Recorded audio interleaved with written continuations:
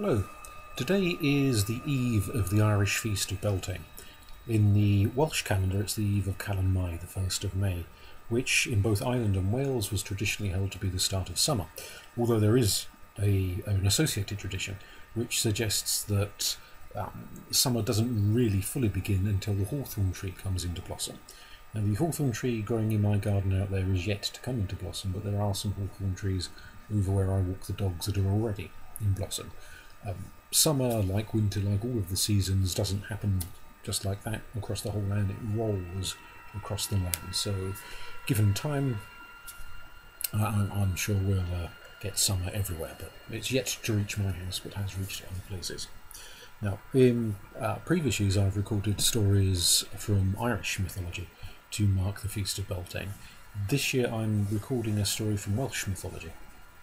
It's a story set at this time of year, the story of Rhiannon and her child. Rhiannon is is a very prominent figure in Welsh mythology, and her story comes in a number of sections. I'm not going to tell the whole story because it takes quite a long time, just the section that happens at this time of year, and hopefully you'll enjoy it, and maybe it'll stimulate a little thought as to what that story means and how it was understood by the ancient Welsh, ancient British as it would have been at that time, because that story would once have been told in a far wider area than it currently is told as a Welsh story. So this is the tale of the child of Rhiannon. Long ago, on the eve of May, there sat in the depths of the Welsh countryside a farmer, Rhiannon, sat watching his prize mare.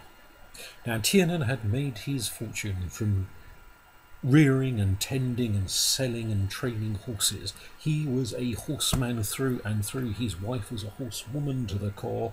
Their ancestors on both sides of their family, going back generation after generation after generation, were devoted horse people. They lived, they thought, they, to all intents and purposes, practically were horses themselves. And this particular mare was the best of his herd, and he always ensured that when she went to the stud it was with the prizest of stallions, so that her lineage should be as noble in the future as the one to which she had been born. And for several years now she had fallen pregnant and given birth on the eve of May, but for several years also something, no one was quite sure what, because no one had ever yet seen it, but something crept into the stable several hours after the foal had been born and snatched it away, without so much as a sign. No blood was left, so as far as they knew, the foal hadn't been hurt, it had been taken rather than killed. There were no footprints outside, there were no telltale marks. They could have brought in Cardiff CSI, but there was nothing to see, except the absence of the foal and the grieving mare. Now this year, Rhiannon was determined to ensure the foal stayed put, so that he could raise that foal to continue the lineage of his noble mare. And so he decided he would watch guard himself. He wouldn't ask his wife, he didn't want to put her at any risk. He wouldn't call upon any of his servants to sit with him, because they might make noise, they might snore, they might fart, they might do any number of things to attract the attention of whoever or whatever it was that had stolen those previous foals. And he didn't want anything at all to put off that robber from coming into the stable. He wanted to be the one to capture it this night of all nights. And so he sat there with nothing but the moonlight streaming in through the windows of the stables, watching and waiting, heavily armed, ready for that thief when it should come. Meanwhile, over in the court, their Pwyll, prince of the land, prince of that country, of that area of the land, and his wife of 3 years, Rhiannon, were celebrating the birth of their first child. Such was the way of things in that day and age that the royal courts expected the wives of their princes to fall pregnant quickly to ensure that there would be an heir to continue the line should anything happen to their warrior princes, as very frequently being warriors it did. When Rhiannon hadn't fallen pregnant in the first year, there were mutterings. When she hadn't fallen pregnant by the end of the second year, the men of the court came to Pwyll and said, "Look, we know you love her, it's all very romantic and it's all very lovely, but put her aside, get yourself a more fertile wife, make sure you have a duty, make sure there is an heir to continue the line. All this romance is all very well and good, but it doesn't serve the practical functions of the court." But Pwyll, being the romantic that he was, said, "One more year. Just one more year, give her a chance. Give us a chance." And towards the end of that one more year, she had indeed, blessedly to his great relief, fallen pregnant. And on the eve of May, just as the foal was being born in the stables of Rhiannon, so the heir to the lineage of Pwyll and Rhiannon was being born in the court. There were celebrations at the court. All of the courtiers who had been muttering those 8 years earlier came up and said to Pwyll, "We knew it would happen, we knew she would come right, we knew this was a blessed union the very day we clapped eyes on Rhiannon and all of her strange mysteries that we're happy to have her, we'll put aside our concerns about all of those mysteries. Look at this beautiful, bouncing, blonde-haired boy who is so beautiful, will continue the lineage for many a year to come." Well, as you might well expect, Rhiannon was exhausted by all those hours of labour and giving birth, and whilst a poor woman would simply have to carry on and continue, Rhiannon was highborn. She had the wealth to ensure that there were people to tend her infant for her. Indeed, 6 wet nurses to tend the birth of the child.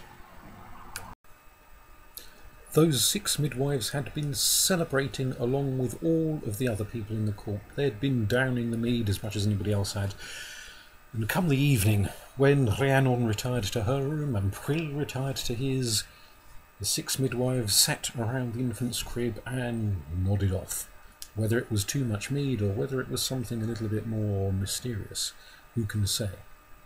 Because something crept across the land, came to the court, came past the various guards around the palace walls unnoticed, came into the palace itself, past all of the servants and all of the various revellers, some of whom were snoring drunkenly in corners, and went unseen without waking any of them up, past the sleeping prince, past the sleeping Rhiannon, into the room where the 6 handmaidens sat snoring, and plucked the child, and took the child away unharmed, but absconded with it.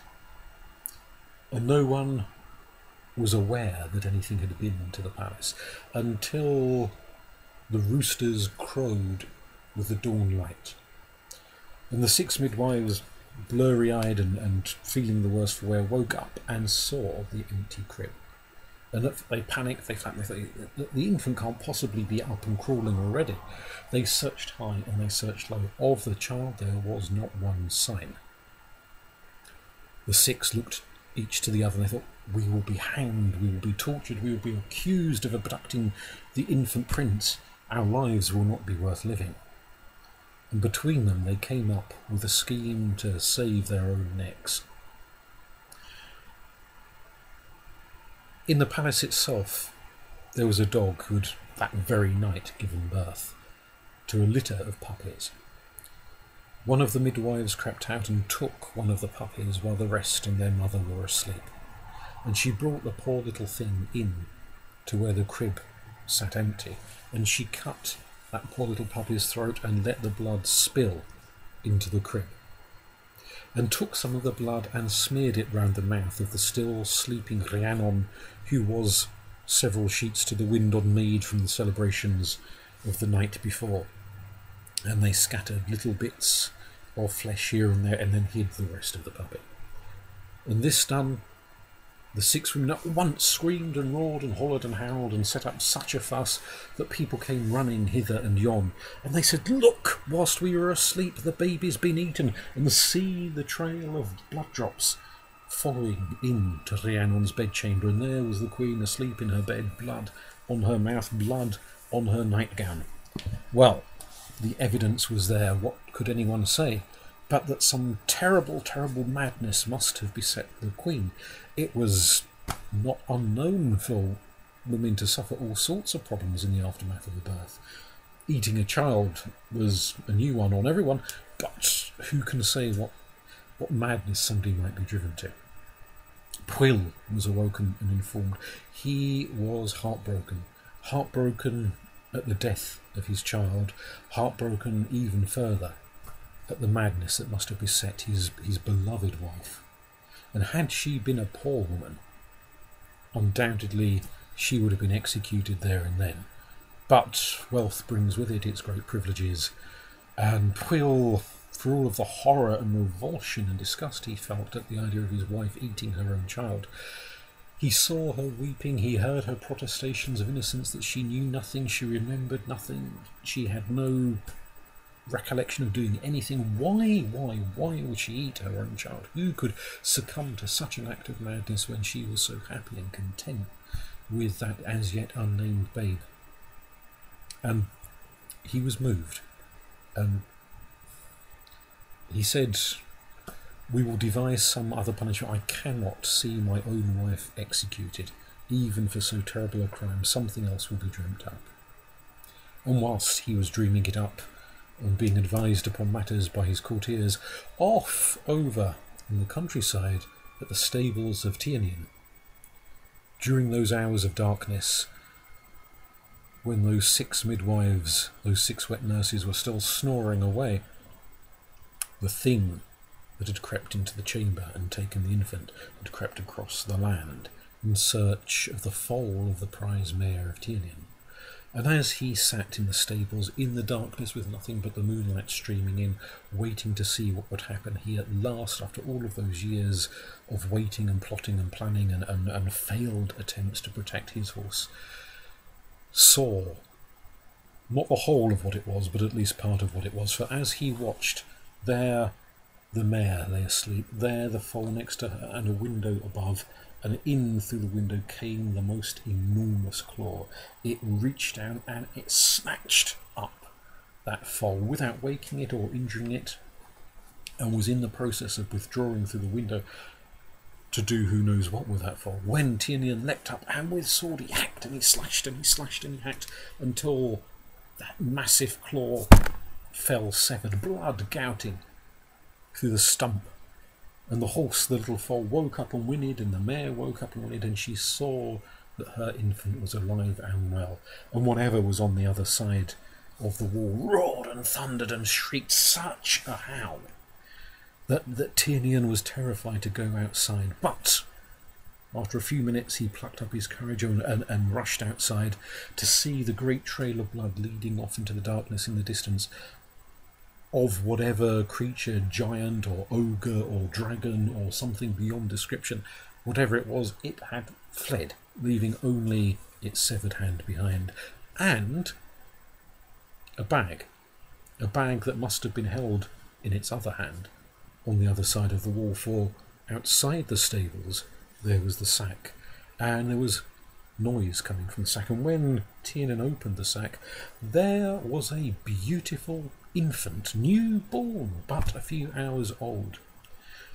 Well, they were out in the countryside, they had heard nothing, there being neither newspaper nor Facebook nor anything else in that day and age to transmit news with the speed that we transmit news with these days. They knew nothing of the royal birth, of the great celebrations, or of the child of Pwyll and Rhiannon. They had no way of knowing this infant before them might be connected with what was going on in the royal court. So they took the child. They asked the next day in the local villages, was anyone missing a child? Nobody was. Nobody knew anything, because they also had no means of having news conveyed to them at great speed. And so the child was raised as their own, and they called him Gurri because of his beautiful blonde hair that he had. That is the meaning of the name. The years rolled past, and the boy grew at phenomenal speed. Clearly his adoptive parents knew that there was something strange and magical about this lad, for no child should grow as quickly or learn to walk and to speak and to ride horses and to play at arms and do all of the other things that this lad had done at the sheer speed with which he did them. And everyone in the villages thereabouts knew that this child must be some strange fairy-like entity, to be so adept. But he was also kind and he was compassionate. He was gentle. He was the sort of child a wandering Time Lord would be proud of, with such compassion inside him. And had that boy known the fate that was befalling his own birth mother, then he undoubtedly would have been moved to do something about it. But, as I say, this was in the depth of the countryside, and the doings of the palace were far off.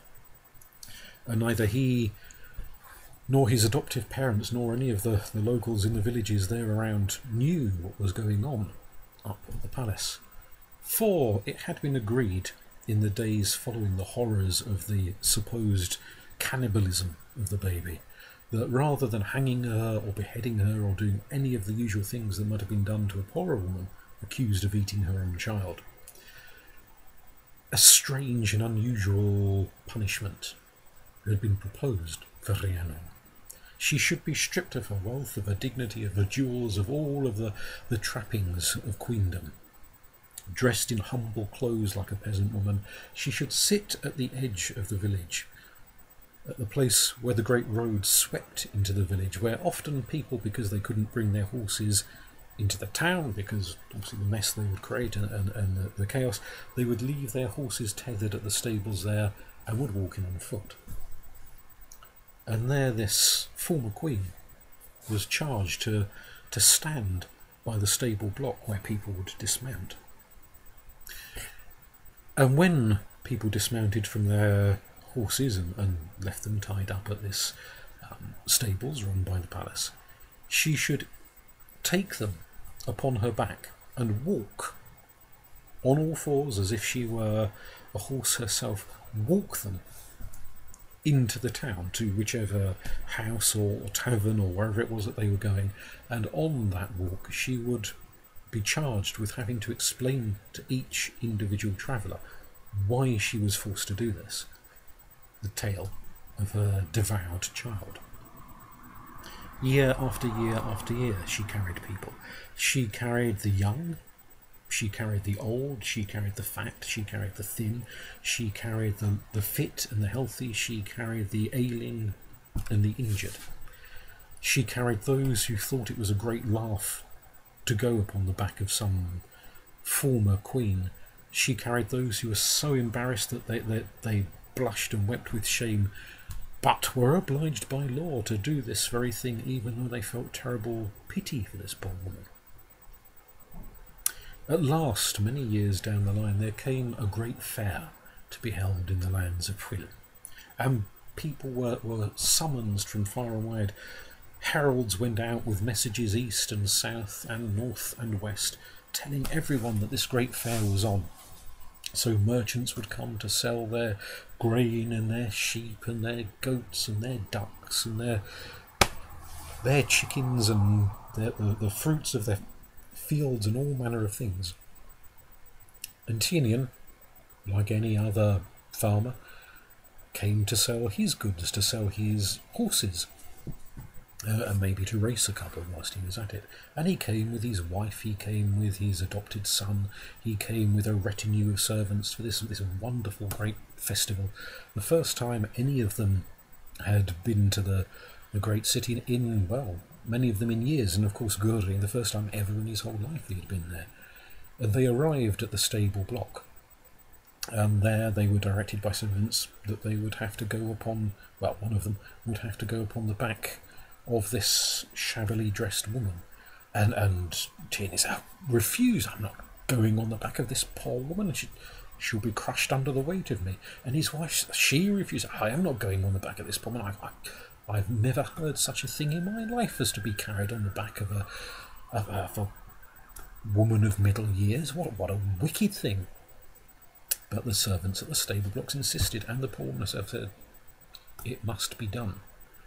And they said, well, if you must take someone, take our young son, for he is the lightest of all of us. And so the lad rode upon the back of the woman who was his own mother, and before she allowed the boy to get upon her back, she stood and looked at him for some time, and there was an odd silence. But then she got upon all fours, and the boy was helped upon her back, and with the boy's adoptive parents walking either side, they made their way into the town. And the woman walking on all fours, Rhiannon, said to them, let us not go to the marketplace, let us not go to the taverns, let us not go to any of the places that people at the Great Fair usually want to go to. Let us instead go to the court, that you might present yourselves to Pwyll. And, well, they were a little intimidated. They were farmers, when all is said and done, rich farmers, but farmers nonetheless, and slightly nervous at how they would be expected to behave in a very fancy court, but they followed the advice of this one, and they arrived at the court. The boy dismounted. Tiernan and his wife, Nguri and Rhiannon behind them, went into the court. And as they went through the court, the older courtiers, the grey-haired ones, stopped chattering and fell silent and pointed, not at Rhiannon, not at the horse farmer and his wife, but at this beautiful blonde-haired lad. For it was like seeing a ghost. And gradually the silence rippled out through the whole court, until, seated upon his throne, Pwyll, the king, who had been chatting to someone, turned round to see what the sudden fall of silence was, and there before him there was the farmer and his wife, but Pwyll paid no heed to them. He saw only the blonde boy, the spitting image of himself when he was that age, and he was taken aback. And Rhiannon, who had not seen her husband since the day when she had been dispatched to the stable block, said, Pwyll, do you not recognise your own son? And a gasp rippled through the court. And he stood, and realising his wife was in the room, my son, but you ate him. Ah, but I have sworn to you all those many years ago that I did not, would not, could not cause harm to my own child. And here before you see the evidence of your own eyes, and he did. You could hardly deny that. And he thought back to all of those May Eves ago, to the great feast of Calan Mai. And here at the new feast of Calan Mai was someone who looked an awful lot like himself, who could easily be his son. And he had the midwives sent for, those wet nurses and attendants, who had all gone on to find other jobs doing other things, but the land was scoured, and those of them that they could find were brought forward into the court, and under pain of death were challenged to answer the charges made against them by Rhiannon. She pointed to her son. The farmer and his wife, Tiernan, they explained the strange circumstances all of those years ago, of how the great claw had come in to snatch away the foals, of how this lad had such an affinity with horses from the get-go, of how he'd been dropped in the sack, and of all of the things that happened in the meantime. And at each point Rhiannon nodded and said, any child of mine would be a great horseman. I know it, and you, husband, you know it too. And to that length, with encouragement and hearing all of this information, those attendant nurses were forced to confess exactly what had happened, how they had awoken to an empty crib, how they had panicked and killed the puppy and framed the queen by smearing blood upon her, and a horrible fate was visited upon them for their crime in framing this poor woman for all of these long years. And Pwyll wept to think he had come this close to having his innocent wife hanged or beheaded. And I won't say that she forgave him there and then. It took time, it took a long time, and the tale of how that happened is a story in itself. But from that moment forth, mother and child were reunited, father and child were reunited, and eventually husband and wife were reunited. And Tiernan and his wife seeing the emotion flooding down the face of their mother, relinquished their claim of parenthood upon that boy. But he never once forgot them, and they never once. Pwyll and Rhiannon never once forgot Tiernan or his wife for all of the goodness and the kindness that they had done in fostering this lost infant. And one day, albeit unintentionally, bringing him back and reuniting mother and father and son and husband and wife. And from that day forth, they no longer called the boy Guri, for he was now, through this great speed of growth, on the verge of adulthood. And the wisest of the wise in the court, one of the old druids, said, "For all of the grief and the trouble and the turmoil caused to you, my queen, Rhiannon, we should call this child Pryderi, which means trouble and strife." And trouble and strife he had been, and trouble and strife he would encounter in the forthcoming years of his life, but he would always be the one to tackle the trouble and the strife, not the one to cause it. And so that Calan Mai, that eve of summer, resolved to a peaceful and happy conclusion. Thank you.